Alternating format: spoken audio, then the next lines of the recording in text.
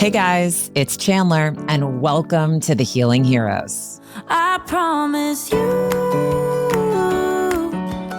I'm Chandler Stroud, an executive, wife, and busy mom of two, who after years of living with anxiety, health struggles, and an unshakable feeling like I should be happier, made a profound discovery that changed everything. Join me on a journey where unexpected paths lead to healing and more happiness. On this show, we'll explore unconventional ways to unlock more joy in your own life with the help of my very own healers and trusted advisors, the Healing Heroes.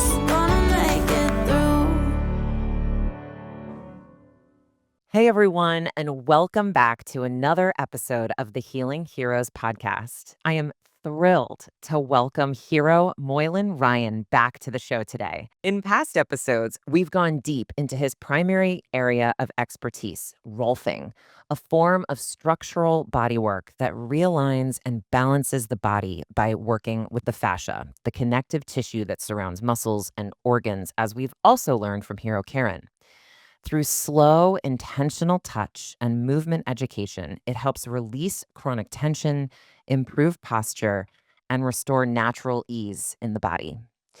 We've also talked a lot on this show about the body holding stories, not just through our fascia, but also in how we stand, how we breathe, and even in pain patterns. Today, we're exploring another powerful gateway into that story, the breath. I've now learned that there are many different types of breath work that one can practice. And in past episodes, we did do a deep dive with Hero Kate into a form of dynamic breath work called reset. So certainly encourage you to go back and check out that episode if today's conversation piques your interest at all. However, today we'll be discussing breath work more generally and focus on Moylan's specialty, neurodynamic breath work. Before we dive in, let me share a little bit more about Moylan's background for added context in today's conversation. Moylan Ryan is originally from Ireland, where he trained as a somatic psychotherapist, but eventually relocated to the US over 21 years ago to study at the Dr. Rolf Institute in Boulder, Colorado. He has a private practice as a somatic therapist in Tempe, Arizona, where he offers Rolfing structural integration, neurodynamic breathwork, and movement education as integral parts of his healing process. He's taught somatics and embodied movement as part of the dance faculty at Arizona State University, where his practice is based on the non-violent martial art of Aikido, in which he holds a 6th degree black belt. Stay tuned for more on that. We are going to be doing an episode on that in the future. Can't wait, Moylan. And finally, he's currently completing his book, Living Aligned, a compilation of over 40 years' experience exploring the landscape of both the inner and outward world. Moylan, thank you so much for being here. It's so great to be back with you again. A pleasure. Thank you, Chandler. I'm very, very grateful to be here and have the opportunity to share what's valuable to me. Thank you so much for this opportunity. It's a rich, invigorating environment that you create. Oh, thanks for saying that, Moylan. Well, you help create it too. I'm so thrilled and just honored to have these conversations with each of you. And thank you for taking the time to educate our listeners on this important practice that can help so many learn how to find peace and be present in their body again. So, just to start, you're trained not only as a rolfer, but also in neurodynamic breathwork. For those that maybe haven't heard of neurodynamic breathwork or are new to the practice, what exactly is it and how does it differ from other forms of breathwork that people may have heard of, like maybe reset or holotropic, or just simply box breathing? And thank you for offering that question. Neurodynamic breathwork is the work of a gentleman named Michael Stone, who was a direct student of Stanley Groff. Oh, no way. Stanley Groff and his wife were in Esalen in Big Sur in California back in the 70s. And, when I think of it, at the time they were using LSD, microdosing people to see what it was like for them to get into an altered state of consciousness.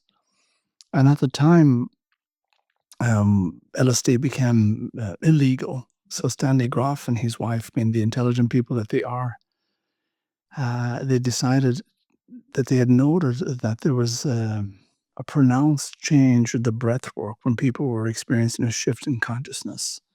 And Stanley Groff looked at how could he retain that shift in the breathing to support this change of consciousness without having to induce a state of change to these LSD drugs. So he intelligently put evocative music together that doesn't have any words in it, but it's like music that's used to bring one on an emotional journey. There's a beginning, there's a crescendo, and then a lovely, beautiful ending. That usually takes place for an hour or more. And he encouraged people to breathe in a much deeper way, taking in a lot of oxygen to the body. And what happens is that when that takes place, it changes the levels of oxygen and carbon dioxide in the brain. So he saw that doing this type of specific breath work, which is holotropic breath work, which means holotropic means the way through, which is amazing. You know, it's like a portal of change. Michael Stone studied with him. And a number of years ago, when and I had known about holotropic breath work for the last 25 years. And the ironical thing about it, Chandler, was even though I had known about it and I realized now I avoided it. I always said, I'll get to that later. I'll get to that later. And I never got to it. And I realized that me not following through was an avoidance. And so I stepped into it. And the universe is always conspiring. And I came home with the intention of finding out more about holotropic breathwork. Went to my computer, and next thing, neurodynamic breathwork came up. And I love that term. You know, I love the brain. I think in a past life I was probably a brain surgeon somewhere. But I'm fascinated about how the I brain believe that, works. Moylan. And so I saw neurodynamic. I was just so drawn to the title of that. I went online, met Michael Stone. You couldn't meet a nicer person, a gentleman. All his team, his wife is part of that team. And I decided to invest in participating in their work, obviously, first to experience it. And I was so enthused. I had such rich experiences. And sometimes, you know, there's a reluctance for me to share. You know, I have to make sure I'm speaking to a person who understands because it can sound pretty bizarre. Some of the places that breathwork brought me to, it brought me back into the birth canal. It brought me to my past lives. It brought me to meeting my parents who have passed away, you know, at the veil, which is meeting with the divine. And the energy there was like so colossal. You couldn't comprehend how vast that the light was, you know, coming from the divine source. So I've had many, many, many journeys through breathwork, and they've all been so uplifting, inspiring. And the way I would put it, Chandler, is that breathwork it's like as if I had all this puzzle that I was putting together. It was my life. But sometimes when you're putting a puzzle together, you need the box cover to see what the image is like. But I had lost the cover of the box, metaphorically speaking. And breathwork offered me the last piece of that puzzle. And when I put it in place, it was an image of my authentic self. It was a homecoming. And I really felt that this is such an important aspect of our development, our homecoming, as I say. And I really felt also that it fitted so well with Rolfing that I began to offer sessions in my office in Tempe of Rolfing and breathwork sessions. And then I started to facilitate groups.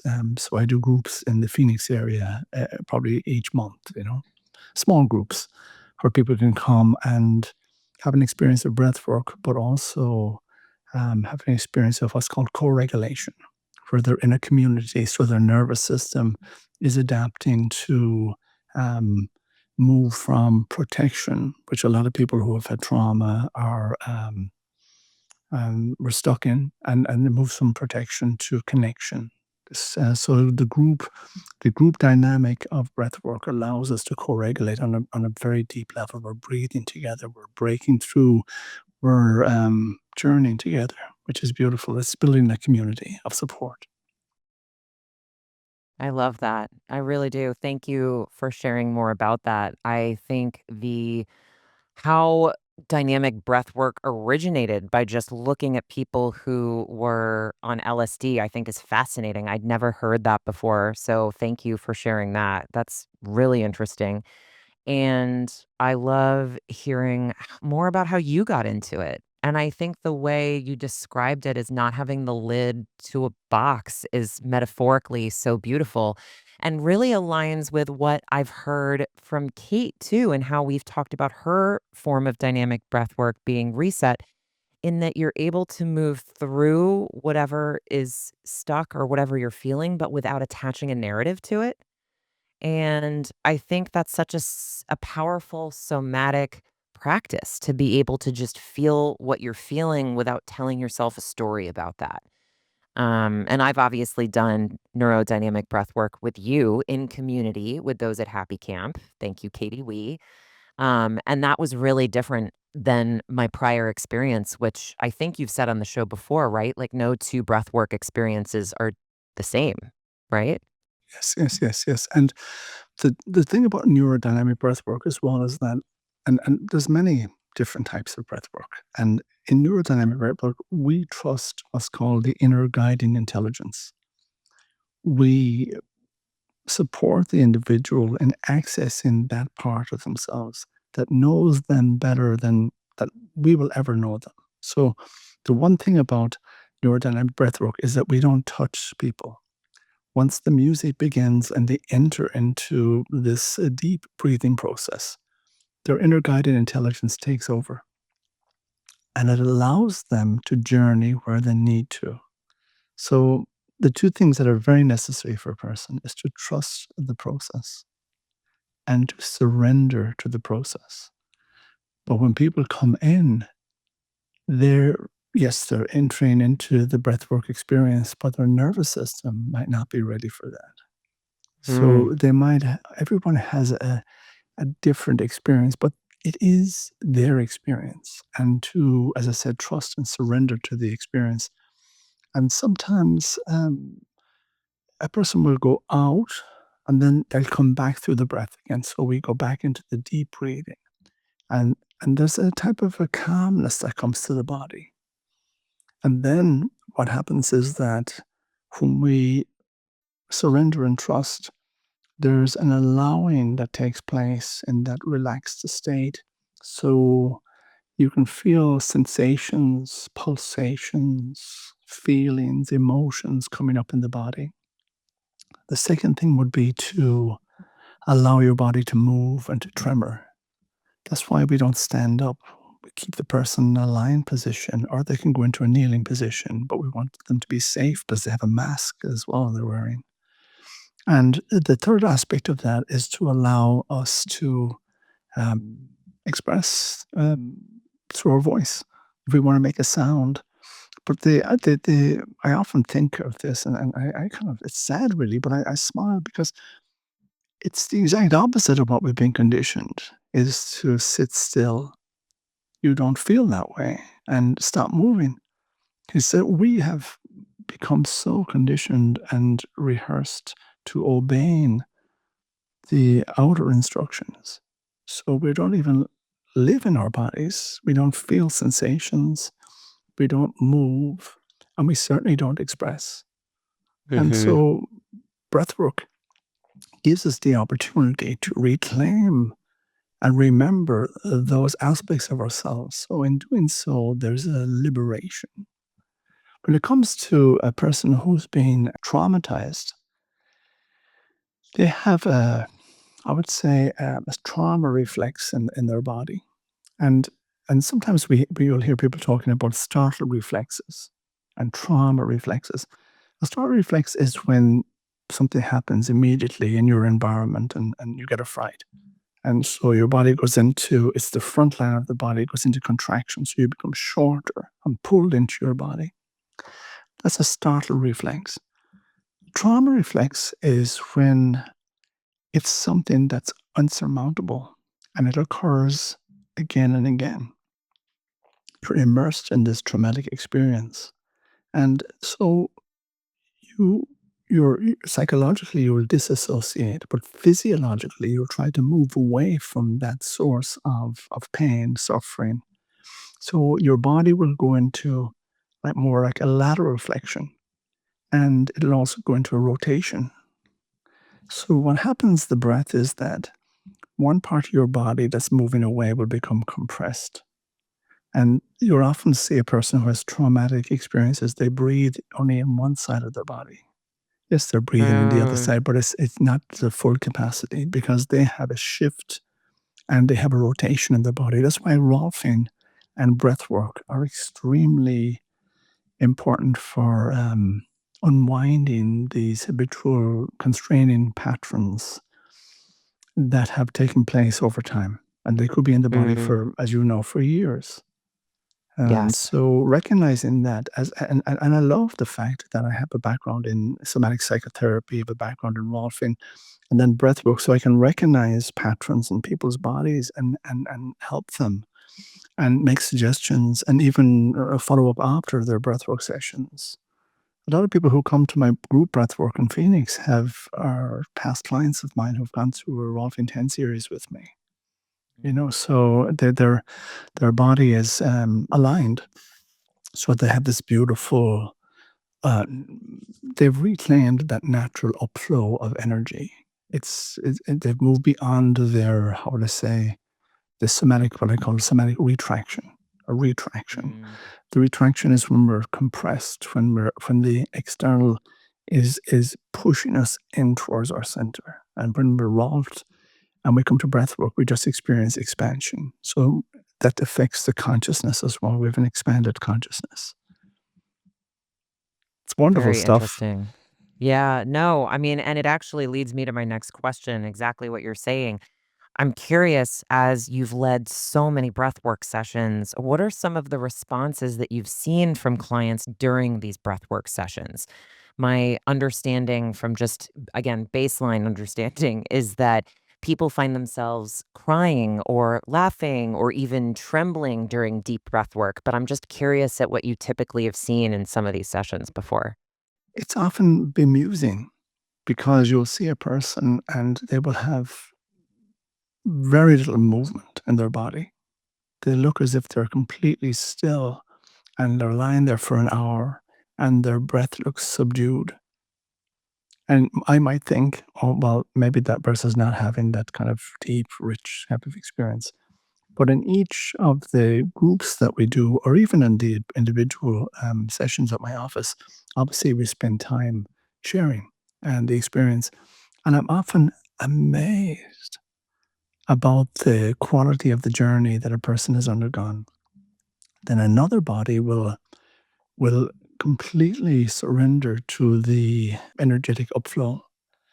And there'll be a lot of movement and shaking and crying and emotional expression, even sometimes using their closed fists to hit the mats or whatever, or pillows that they might have with them. And sometimes people will scream. The thing about it is that when it comes to trauma, breathwork offers an opportunity for us to complete the cycle of what was not expressed at that time. And as you said, those words of trembling, crying, it could be reaching, pushing. You see a lot of people in breathwork, their arms extend up and out. And then their Mm, hands, for example, will start to vibrate as if they are pushing something away. And this is often a representation of a reactivation of a traumatic experience that they've embodied. And now their body is working through the remnants of that. It's to see and to hold space for people. It's very important that whoever's facilitating breath work, that they have done their own work and that they're mindful of the priority is the safety of the individuals and the safety of the group. And that's why I like to keep my groups small, um, and the most people I have in a group are 8 people, so I'm able to offer that safety and containment. I feel that it's so important. Having done my own session solo as one-on-one, I can see why, because it was a very emotional experience the day I did it. The one I had in Arizona with you was also emotional, but that day, not quite as triggering. I had done a lot of work in the 12 hours prior through a lot of Katie's mindset work. So I think I was already like spiritually, emotionally exhausted going into that. But it was really cool to experience it again, just differently. Really, it really was. It was so helpful. Mhm. Another valid point to make there when it comes to trauma, I've seen when people emerge from the other side of the breathwork experience, they're mostly that portal has brought them into a parasympathetic influence. They're definitely in that place of rest and restoration, calmness. Yeah, it's like as if they've been unburdened from this need to carry sympathetic dominance, and even immobilization, dorsal vagal. We talked about it last time. There's a they've lost that type of urgency to be absent, to be in the past or the future, and they're very much present. So they're in this kind of they're gone from this kind of what I call a frozen story into this present moment of now. They've kind of arrived. It's like a rebirthing. It's like a rebirthing, and there's a calmness to them. And people often, when we're doing the sharing circle in a group, they're amazed at the depth of their journey. And some people say, "Oh, nothing much happened, but I enjoyed the music."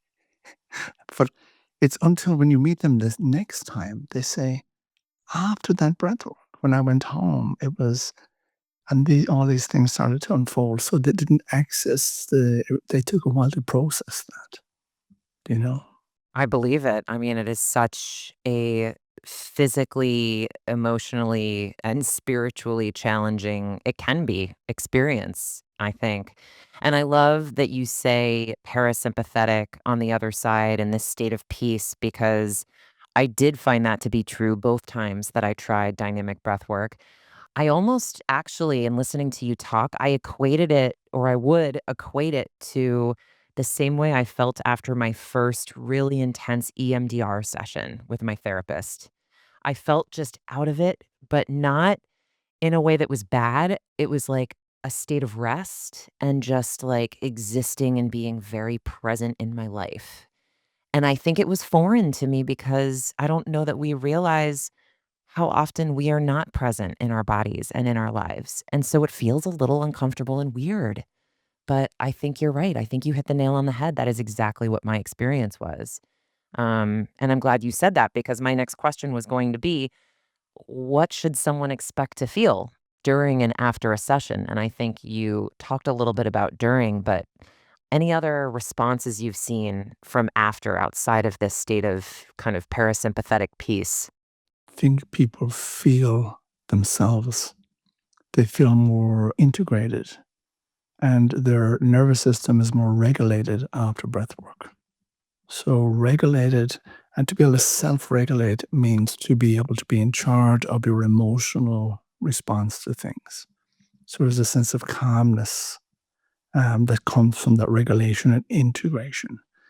They experience the felt sense and they have a deeper relationship with what we call embodiment.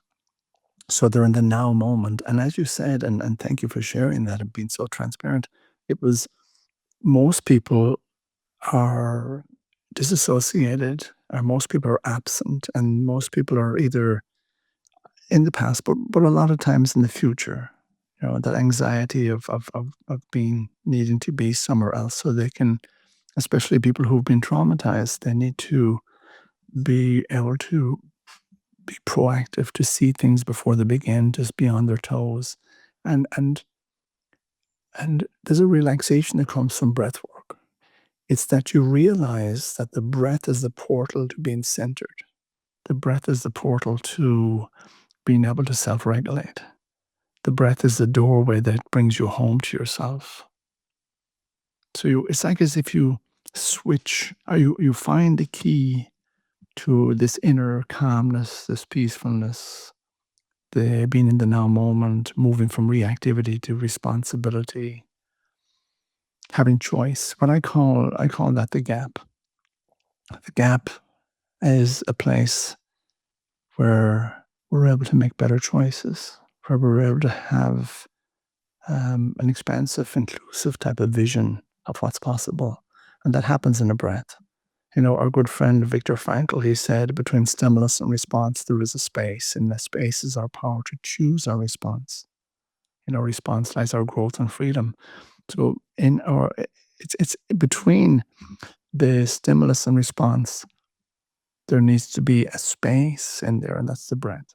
Because if you don't have the breath, you're going to go stimulus and reaction. So that's what people feel. They feel that they have more choices, more empowerment, more presence, more regulation, more embodiment, more happiness, access to joy, and less drama, trauma, urgency. Everything slows down. It's rather blissful, really. It's yeah, everything. It's like a Zen type of experience that you live. Yeah, I can see why.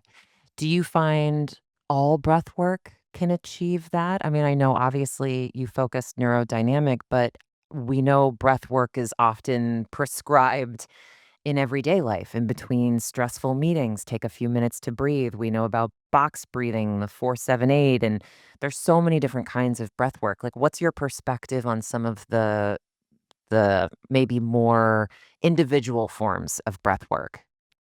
I think it's vitally important that we realize there's a predisposition to an epidemic in the world now of holding our breath, being fearful in our body.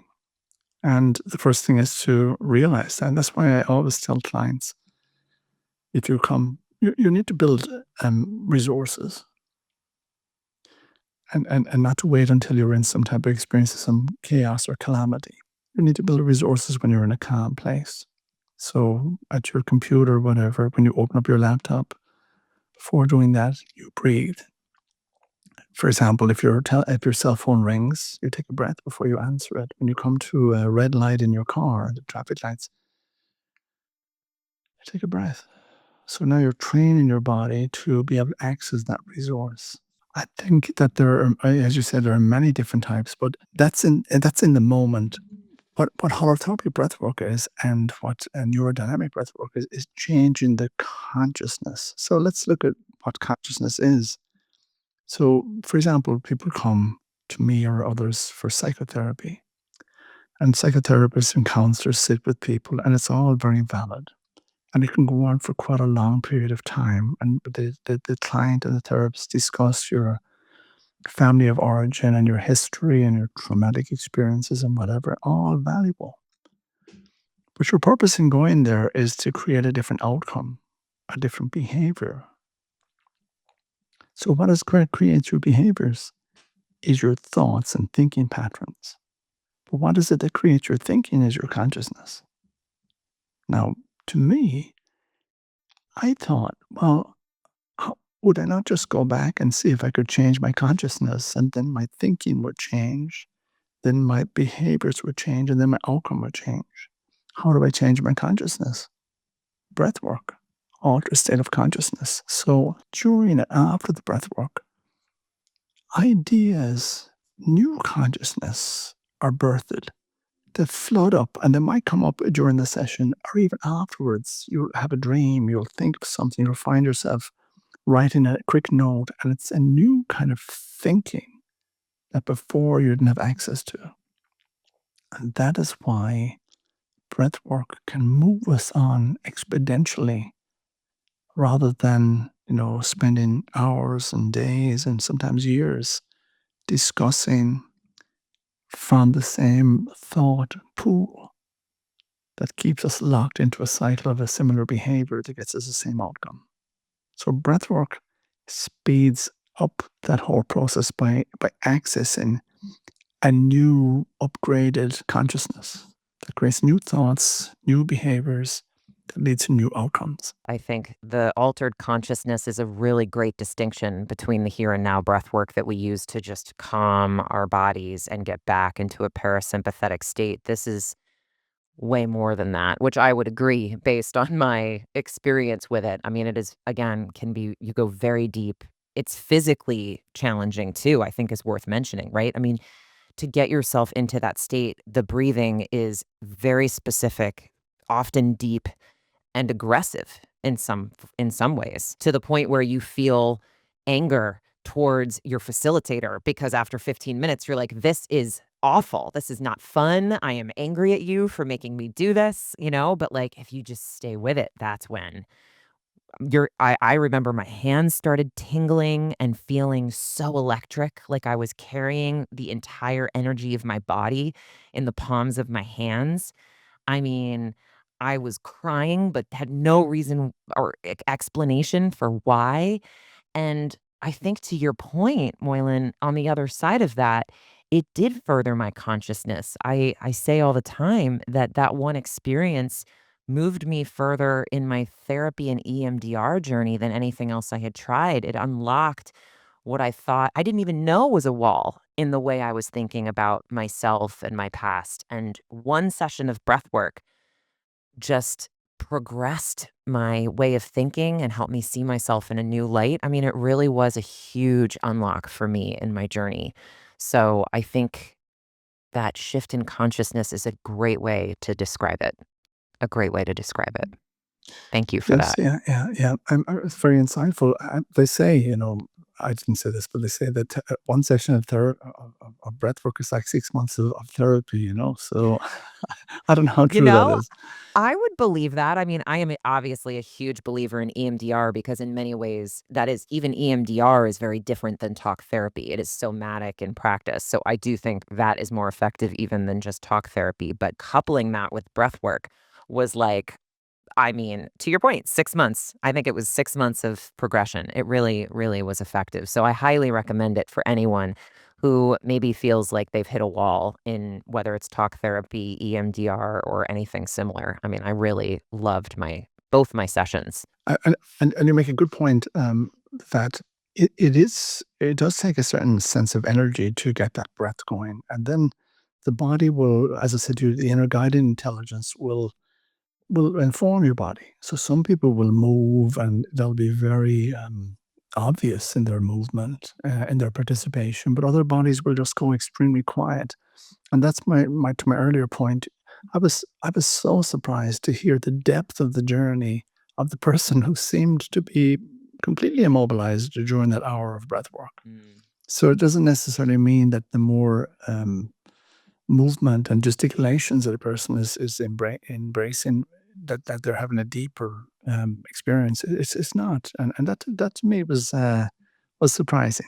You know, I think as well, it's worthwhile mentioning while what kind of people come to breath work. You know, they're the kind of people who are that we're offering this information to. The people who are on a quest, people who are feeling fragmented, people who are feeling stuck, people who wish to create new behaviors to lead to new outcomes, people who want to feel a sense of deep liberation and emancipation from this type of conditioned repression, often depression. And so breathwork is a huge portal in offering all of what I just shared. But it can be fearful because there's a huge chance that you're going to encounter yourself on a much deeper level. It's like an excavation that takes place pretty quickly. But it's interesting also that your inner guided intelligence knows what you're capable of. Yeah. So it's always looking after you. It will not let you go to a place where you're not ready to explore. You've talked before on the show specifically about how the body subtly adapts over time to protect us, whether it's through posture, through tension, and holding on to things. How does trauma specifically alter our breathing? And do you see these protective patterns arise in your clients? These patterns of that appear in people who've experienced trauma, a major one that affects the breath. And as I said to you in our earlier conversation, you'll see the trauma reflex. There's a tendency for them to move to one side, to vacate one side of their body, to move towards the opposite side, and then rotations that'll take place. And when the body rotates, it becomes shorter. So the breath becomes compromised. They also have the remnants of a startle reflex. So their diaphragm is usually has adhesions, so it's not really descending down into the belly. They're not really doing diaphragmatic breathing because the fascia surrounding the origins of the diaphragm has become stuck to the inside of the ribs. So what happens to a person is that a person who's been traumatized, somatically their body is described in this holding pattern. And it's two major things you'll see in the body. One is the diaphragm in the startle reflex is up under the rib cage, not descending.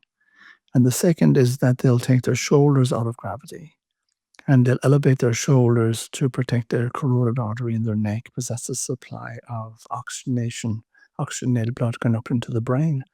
So once they start to do both those, elevating the shoulders and holding the diaphragm in place, it sends a message to the brain and it says we're in distress. So the hypothalamus gets in touch with the pituitary gland, who gets in touch with the adrenal glands to release more cortisol and adrenaline.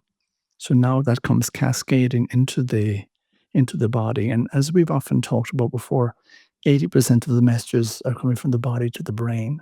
So when that cascade of hormonal activity takes place, now the body is telling the brain, worry, be on your toes, watch out, there could be danger. So now we're reliving the cycle again. And so, I mean, that cortisol, while it is an anti-inflammatory, it also becomes caustic when it stays in the body, and it does a few different things. But one of it is it closes down the function of the prefrontal cortex, the executive thinking brain, and now the amygdala takes over. So the amygdala will have an emotional response. So now we're back into the emotionality. So everything we're really triggered and we're reactive. So you can see how the cycle is. When we come to doing, whether it's Rolfing and breathwork or whatever, we change that ingrained fascial blueprint. The person's diaphragm is able to drop down. They're able to breathe fully. The pelvic floor relaxes. Their shoulders come down. And that sends a new message to the body. There's not the same upsurge of adrenaline and cortisol in the body. So therefore, we're able to access with the vagus nerve, for example, we're able to access the serotonin that's made in the gut biome. Oxytocin levels surge. So we now have a different description, hormonal description taking place in the body. We're thinking differently, we're feeling differently, we're encountering the world differently. And that's the beginning of the melting of this traumatic blueprint that has been running us for many years, if not all our lives. You know, you're making me think. There's a woman I'm working with who's experienced a lot of trauma, and she has a chronic cough that she has not been able to kick. And she has done a great job on her healing journey, trying a lot of the modalities, and is now taking less of the medication she was once given. But we've talked about breath work for her as a really interesting next step because I think based on everything you've told me today, I feel like that is going to directly target the root cause of a lot of her issues based on what I'm hearing. So I may have to send her to you, Moylan. And coughs are often the repression of expression. Yeah. buried here, holding, and even, when it comes to, you've experienced Rolfing, the whole neck and throat area, it's the bottleneck of the body. So a lot of stuff, energy gets blocked in the bottlenecks of the body, here in the throat and neck. And then, of course, in the jaw, clamping on the jaw, and the whole formation of the mouth, not being able to express how we feel, our truth. And so, not to be heard. So I think that, yes, that lady would, and all of us really would benefit from these modalities that we're describing here in our podcast. Oh, 1,000%, 1,000%. 1,000%, yes, I'm yeah. just, I'm a big believer in you've got to choose the ones that feel most authentic to you, right? Some people might be uncomfortable trying one or two things that we talk about, but my encouragement always is keep an open mind, try what calls to you. There's something for everyone, truly. And I think breath work is such a powerful option. So I really appreciate everything you've shared. One brief comment I want to make is that it's something because I've been involved in breathwork for the last number of years, and I've facilitated many groups. And one question that comes up, that I very rarely hear people speaking about, but why people don't come back to breathwork.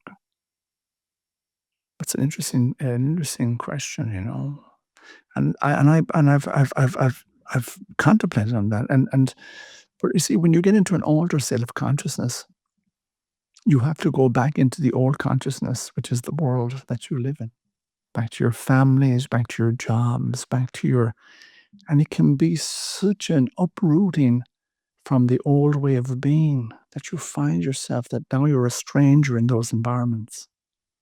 And that can be quite perplexing.